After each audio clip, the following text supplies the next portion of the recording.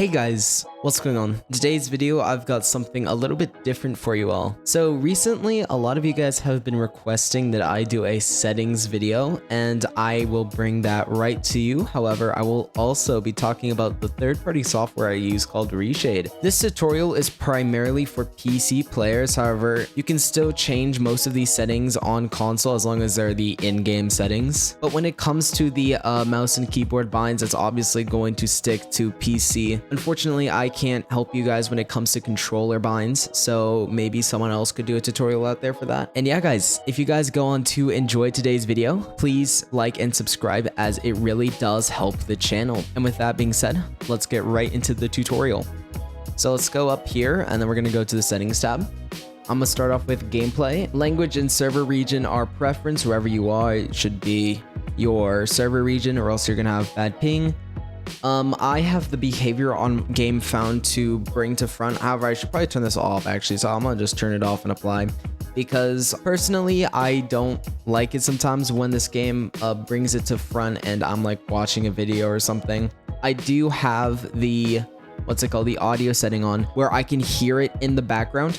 So if you do have this turned off, I would recommend you turn this setting on all sounds so that you can at least hear the game starting in the background, or else you're just going to stay AFK for half the game, go back to your Deceit window and realize you're halfway in the game and you haven't done a single thing. Next, I have the hold delay on 200 milliseconds. Now, the reason I have it on 200 is because not only is it just default, you don't want to bring this too low or else your hold interactions will trigger much faster than if it was like normal. Basically, what I'm saying is something that's like a tap interaction will change to a hold interaction quite quickly if you hold it for just a little bit too long. So I'd keep it at 200. You wouldn't want to raise this too high or else you have to hold it for too long and then you could waste a little bit of time, but yeah, I'd keep this on the default setting. Next up, invert inventory scroll. I have this off. This is just annoying. Loop inventory scroll, I don't really have this on. However, it could help you if you primarily use scroll wheel. For me personally, I like to use the 1, 2, 3, 4, 5 like buttons on my keyboard on top of my WASD and whatever. So I don't use the scroll wheel. I don't need this on or off. Next up, we have field of view. This is very, very, very important. I recommend for all of the terraforms, you have this on max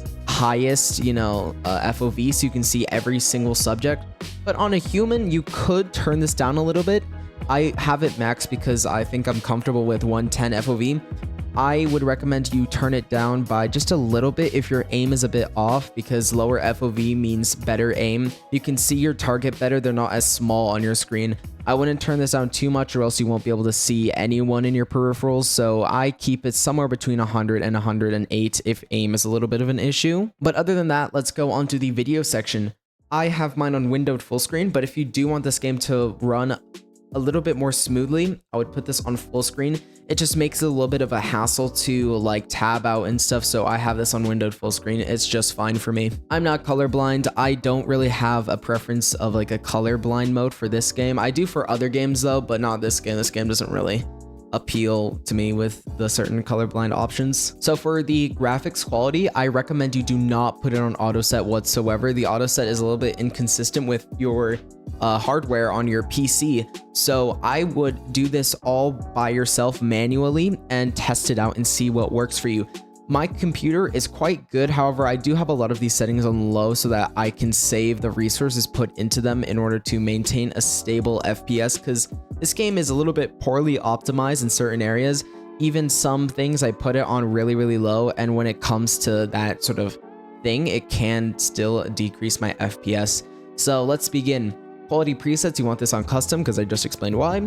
I don't really like anti-aliasing, so this setting doesn't really matter to me. I have anti-aliasing off because I think that anti-aliasing makes it look a little bit blurry. DLS is frame generation. I would recommend you turn it off. This is experimental and it uses AI to generate frames, but all this has done for me is make my latency with like my inputs way too high. It takes way too long for me to turn in game when I move my mouse. So definitely recommend DLSS frame generation off. I don't recommend that.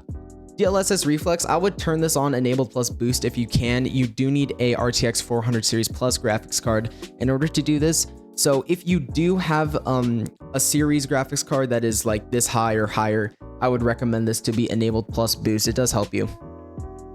3D resolution. If your computer is pretty mid or lower end, I would turn this down, maybe down to 50. However, I can keep this on 100 because my computer is all right. You just have to play around with this to see what works and see what keeps your frame rate at a stable level that you enjoy. Global illumination, I would keep this on low because this doesn't really affect anything. It's just like the lighting on the whole map in game. Like certain things sort of like the lighting effects, it's very minimal. So I would just keep this on low for now. Shadows, I'd keep this on medium. I would not recommend you turn it off because this makes the game look really inconsistent. Some areas are really, really bright when they shouldn't be, and some areas are really, really dark where they shouldn't be.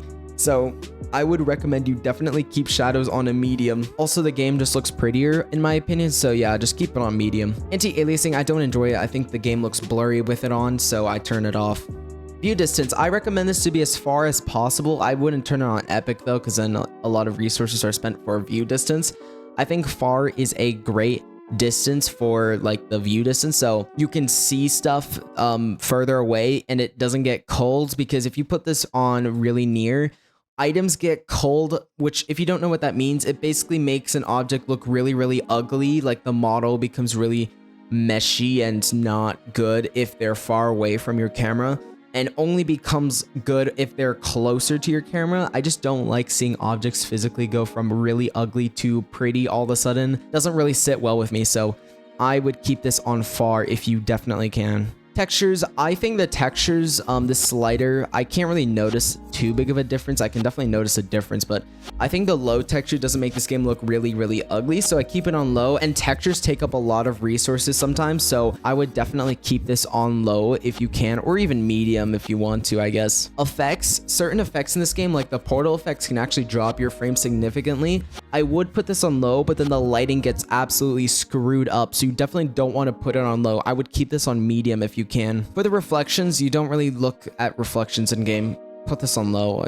You shouldn't really care about the reflections anyway. Post-processing, I don't really enjoy post-processing. Sometimes it makes certain things look blurry, and then I don't like it when certain things are blurry, so I would keep this on low or medium. Motion blur, I don't like motion blur. Motion blur makes me a little bit sick, so I just turn it off. Now for the FPS, of course, you want to make this maximum setting up to whatever, you know, setting your monitor can handle, as long as your computer doesn't get fried by running a certain amount of frames. For my computer personally, it can run 144 FPS just fine. My monitor is actually 160 hertz, but like I don't really care. Next, up to the audio section, I have most things on 100 except my music, which I turned down a little bit. You do not want to turn off music or keep it really, really low, because the music in this game actually helps you in certain situations. Like when the terrors get close to you, there's a certain track that plays in the background, which you definitely want to be able to hear, because then you'll know how close the terrors are and then you know what to do. It's sort of like a terror radius in Dead by Daylight, if you know what I'm talking about. Of course, all of this is just like whatever setting you want it on. I have it on a Razer Black V2 for my output, which is just basically a headphones.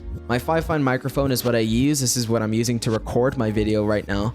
And then, of course, the transmission should always be push to talk. Don't ever leave this on voice activity. This can not only be annoying, but screw you over sometimes. I was just playing a game with a controller player that had it on voice activity, I'm pretty sure. And when they were like running around doing altars, I could hear like the clicks of their controller, and I knew exactly where they were when they turned invisible. So you definitely do not want this on voice activity. Voice activity threshold, if you have voice activity on, I guess, turn this on high or medium. No one wants to hear everything you're doing that goes through your mic. You don't want this on low. This sucks for everyone. And not only that, it also makes people know where you are when it's reality phase, because your audio is constantly playing. So definitely keep this on medium or high if you are using voice activation. Normalization, I would turn this on and nothing really changes. I was offering in the Deceit 2 Discord, in the suggestions channel, a compressor effect that would be applied to everyone's mic so that all the loud sounds become quieter and all the quieter sounds become louder.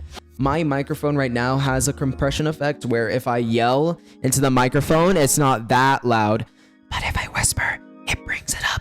It brings the volume up so you guys can hear me much easier. This would make audio much better to listen to, especially from other players' microphones, because I don't like hearing a certain microphone that overpowers everyone else's. So yeah, maybe you can think about that, devs. I don't know. Background audio, as I said, all sounds, especially if you're tabbing out a lot, you definitely want to hear when your game is starting. 3D headphones, I have this on because I want to hear my surroundings. High dynamic range audio. This is like, I don't know. You can turn this on if you're in a freaking XD Cinemark theater and you're playing Deceit 2 in like the theater and you're listening to the game with the speakers that they have that are absolutely insane and they rumble the whole building. Yeah, there's no reason you should have this on. Just keep it off. There's no point. All right, onto my mouse and keyboard settings. As I said, I don't have controller settings. It's all default, as you can see, nothing special. So let's go back here. My sensitivity is 0.69. Yeah, I know that's nice, but really that's just because my DPI is 1200 and I want to keep it low so that my aim is good. I do like a high DPI. I don't like 800 DPI. I tried it and I was like, hell no, it's too slow. But I do know that a lot of you guys do run on 800 DPI, so I would turn this up probably to maybe 1.2 to keep your aim consistent. You definitely don't want the sensitivity to be too high, but you don't want it to be too low where you can't 180 that quickly. So keep this on a stable sensitivity that allows you to aim better. Targeting sense, I don't really notice the 0.5 multiplier because I never ADS ever in this game. The hip fire on the pistol is so good that you really don't need to most of the time. Invert vertical axis or horizontal, just keep this off. I don't know why, what kind of freak turns that setting on, but like, yeah, don't turn it on, please. Push to talk, I have this on my mouse button because it's easy and accessible. I can push up to talk in game, push back to talk infected. I know the difference between the two and it's really convenient instead of pressing Alt or whatever the default speak button is. I don't like doing that. I have the scroll wheel down on, not scroll wheel down, I have the scroll wheel button on quick chat. Switch voice chat, I don't even use that really. Now for the start and interaction exit, I have the setting default on E. You know, this is my primary keybind. However, I do have a secondary keybind, which is actually scroll wheel up for interaction in enter or start interaction, because when you get grabbed by the terror, it uses this keybind to escape.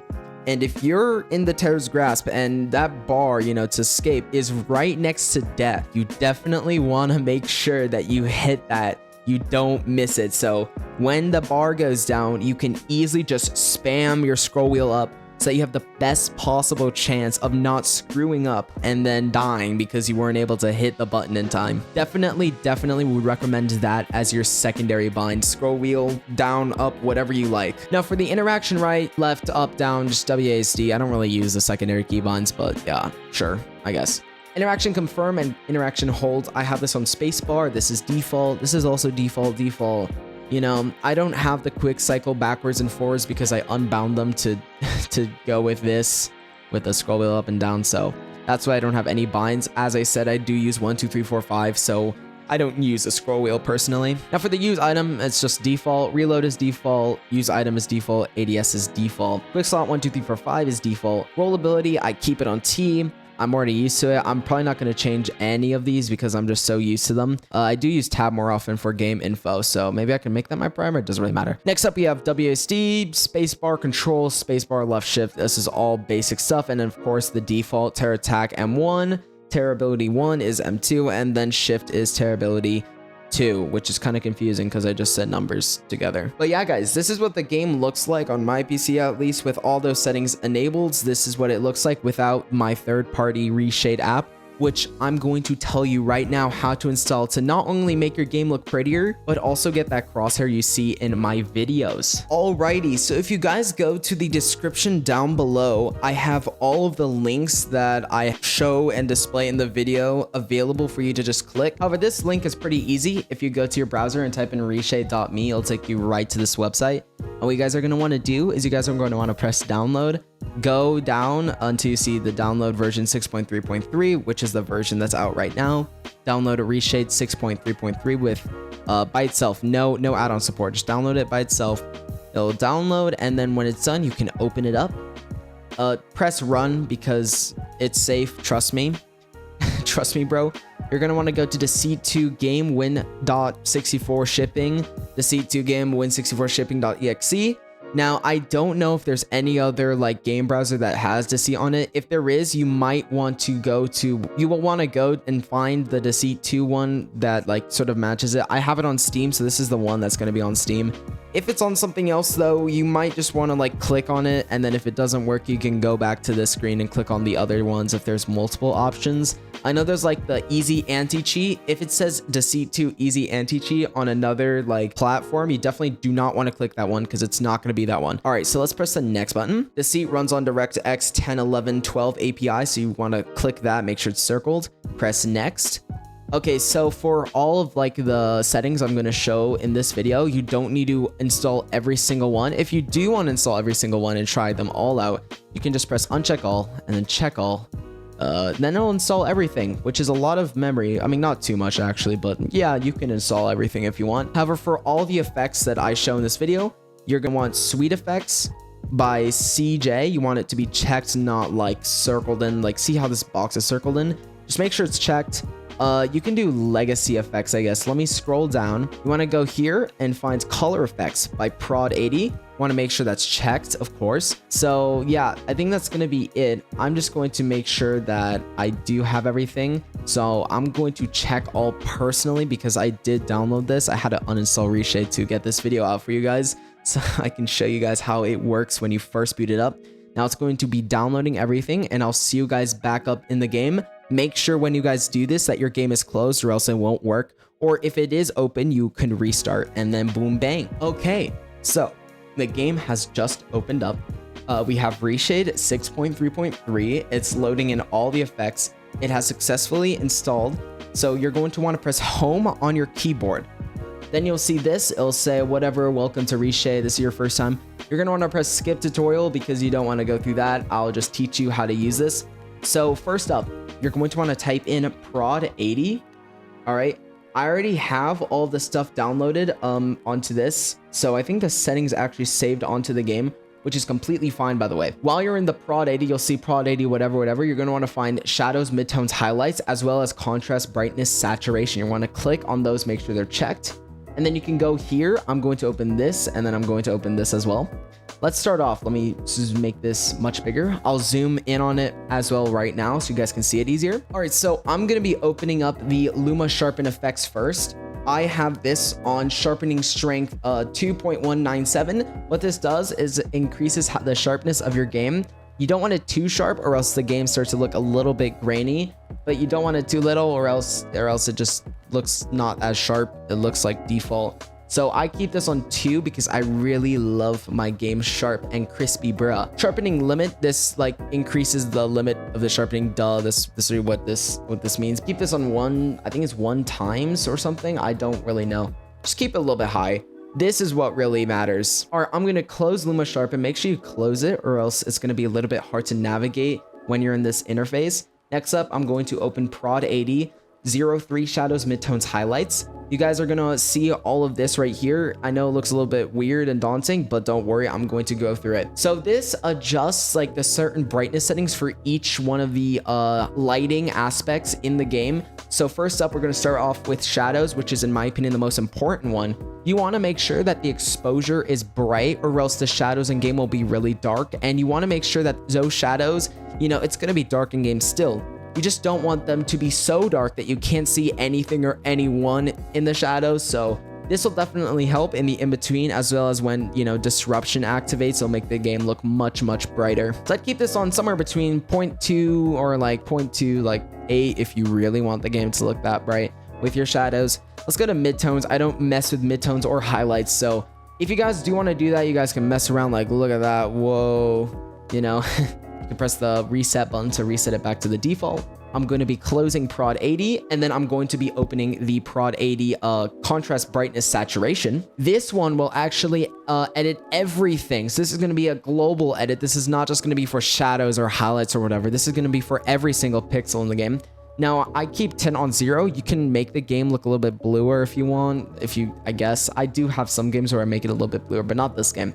So my exposure by default is 0.430. This is going to stack up with the shadows that I showed you earlier. My contrast is -1, just so, you know, the contrast doesn't look insane. Like, look at this. This is pretty dark. And this makes your game look really, really, really dark and shadowy areas. So I keep this on like the minimum possible settings so that it doesn't contrast with each other too much. I just realized I used the word in the sentence. Whatever. Brightness, I have this on 0.416 so that, you know, the game looks bright and nice to look at. It's not too dark. I can't see anything if the game is on its default value personally. So I keep this on quite a high setting. You can make it brighter if you want. You just don't want it to be too bright, or else you get flashbang when like something white appears on your screen, like if you get blinded. Saturation, this increases like the vibrance of like the colors, which is, I just said vibrance. Whatever. This increases like the intensity of the colors. As you can see when I turn up saturation, oh my gosh, like look at that. Oranges become more orange. The pink becomes insanely pink. You don't want it to be too bright. This is just a little bit too much. You don't want to be too like down either, or else there you go. Look, you can play like 1980s version of Deceit 2 where it's just black and white. I'd keep this on maybe 0.2, just make the game look a little bit prettier.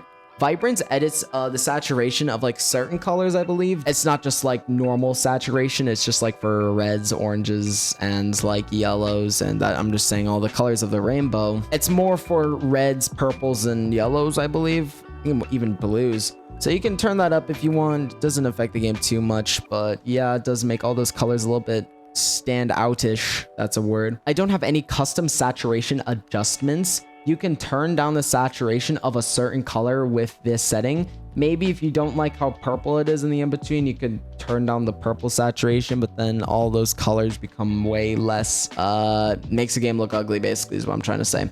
Now, these are all depth, wouldn't mess with this, but yeah, that's gonna be it for my like general game, you know, frame here. No Crosshair yet, which I'm just about to, you know, get into, but it does use Reshade as always. It's just not one of the default Reshade, you know, installing stuff. So let me open the game, and then this is what the game looks like with the Reshade on. So you guys can definitely see a difference, and I actually have it bound, I'm pretty sure. So you can change that to turn off the setting if it's just too much. You can turn off Reshade. So I'm gonna press end. So this is what the game looks like before, and then this is what the game looks like after you have all the Reshade effects installed. Makes the game look way, way better in my opinion. But yeah, guys, with that being said, I'm gonna get right into how to download my Crosshair that you guys always see on screen with Xhair. I do have the link to the Xhair GitHub. Hopefully you guys know how to install files on GitHub, but if you don't, then there's a lot of tutorials out there. Once you get Xhair installed onto your PC, you're gonna wanna open up Steam. You're gonna wanna go to Deceit. You're gonna wanna right click it.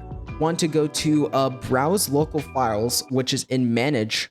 You can just go here, click on that. You're gonna see this screen right here. Right now you're in Steam, Steam Apps, Common, Deceit 2. You're gonna wanna press Deceit 2 twice. You're gonna wanna go to Binaries, Win64, Reshade Shaders, and then you're gonna wanna scroll all the way down. As you can see, these are all the other FX files that you have under Reshade. You're gonna wanna bring in the Xhair effects all the way into this file here. As you can see, all these files are FX. Make sure that the Xhair one is .fx. It's not in a folder. Just make sure you get the actual FX file into here. And then all you have to do is open up the game, and then I'll show you guys how to configure your Xhair. All right, guys, we are back in Reshade. Every time you guys do open up Deceit, the Reshade settings will be on where you last set them. All the game has to do for a little bit is just load them up. Now you guys are gonna wanna press home. You guys are going to wanna, I'm gonna bring this down a little bit. Go to your search bar. Type in Xhair. You guys will see it. It's gonna be unchecked. You're gonna want to check it. And then you'll see the Xhair options right here. I'm gonna drag this up so you can see all the settings easier. And here we go. Scroll down here. We have Xhair. Let me just collapse all these other things right over here. Collapse this, collapse that. Now we have Xhair only. As you can see, my default Xhair file is on screen right now, but I'm just gonna replicate it by like resetting everything. So let me just like, and then boom. Right now, what you can see is the Crosshair that's default. It's going to be a green little cross. This is ugly. I hate that. So I'm going to switch it from Xhair type of cross to the circle type. Now you can see it's a circle, has a little hole in it. You're going to want to scroll down. This is to replicate my specific Crosshair. But of course, you can keep it on the, you know, cross. You can keep it on the setting. You can change the colors right under composite Xhair. Yeah, I keep it on circle. I know you could use the .xhair, but I don't really use it. Scroll down. you want to see the circle X hair. This is only applied to if your X hair type is circle, which we just set it to. You're going to change the color from green to white, which is my color that I like to use. You can still see it's a little bit of a circle. It's has a hole in it. I don't like that hole. So what we're going to do, we're going to decrease that gap radius until there's no more hole inside that circle. Just decrease a little bit more. This is what I have it to, actually. No, this is what I have it to. You can keep it on this. It's a little bit big, and you want to decrease it down to 0.033 if you want it to stay like this. Of course, Deceit 2 has its own crosshair. However, I just don't like it because you can only see it when you're holding out your pistol and you're not running. I just don't like that. So I have a crosshair that's active all the time. Again, if you do want to make sure that this is active all the time, you want to go to this setting right here, hide on right mouse button. I want to change this from hold to disabled. What the setting does if it's enabled is when you press right mouse button, it disables it. Now, if you're ADSing or something like that, you might not want to see that dot there, which is fine. You can just keep this on hold, but I do. So I just disable it. Boom. And then now it's stuck on my screen. Can't move. It won't move. And then boom, bang. Now you have a permanent crosshair on your screen, so you always know where the center of your screen is, even if the game doesn't tell you for some reason.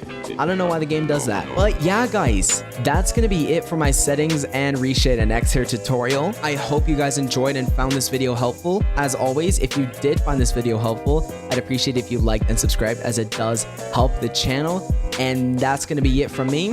Thank you guys so much for watching, and I will see you guys all later. Peace.